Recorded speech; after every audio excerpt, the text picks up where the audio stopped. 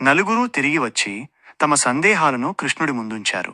అప్పుడు కృష్ణుడు కలియుగ స్వరూపాన్ని ఇలా వివరించాడు. కోయిల కుందేలు.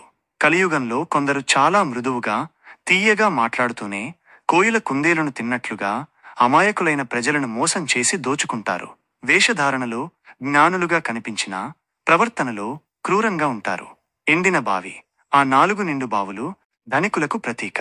కలియుగంలో సంపన్నులు తమ సరదాలకు ఎంతైనా ఖర్చు చేస్తారు, కాని పక్కనే ఆకలితో అలమటించే పేదవాడికి, ఎండిన బావికి చిన్న సాయం కూడా చేయరు.